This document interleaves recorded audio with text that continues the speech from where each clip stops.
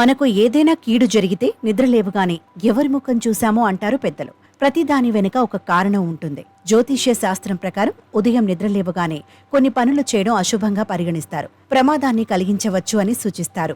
ఈ పనుల వల్ల మీ జీవితంలో ప్రతికూల శక్తిని పెంచుతుంది అని వారు అంటారు.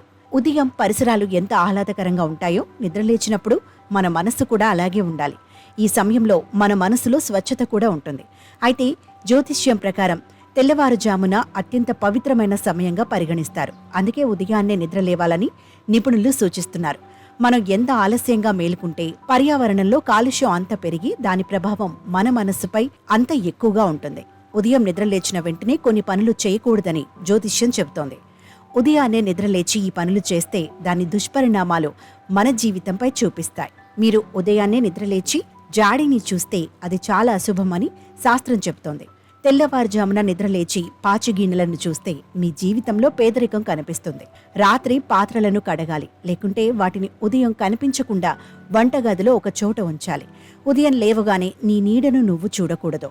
తెల్లవారుజామున నిద్రలేచి నీ నీడను చూస్తే దాని దుష్ట నీడ నీ ప్రాణాన్ని తినేస్తుంది. మీరు ఉదయం నిద్రలేచి మీ నీడను చూసినప్పుడు ఒత్తిడి పెరిగే కొద్దీ చెడు శక్తి మిమ్మల్ని ప్రభావితం చేయడం ప్రారంభిస్తుందని శాస్త్రం చెబుతోంది.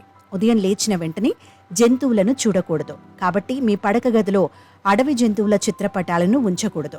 కాకపోతే ఉదయాన్నే నిద్రలేచి చిత్రాన్ని చూడవచ్చు. ఫలితంగా మీ స్వభావం హింస, దూకుడును పెంచుతుంది. ఉదయం నిద్రలేవగానే అద్దం చూడవద్దు. వాస్తు ప్రకారం ఉదయం పూట అద్దం చూసుకోవడం చాలా అశుభం. ఈ కారణంగా పడక గదిలో అద్దాలు ఉంచకూడదు.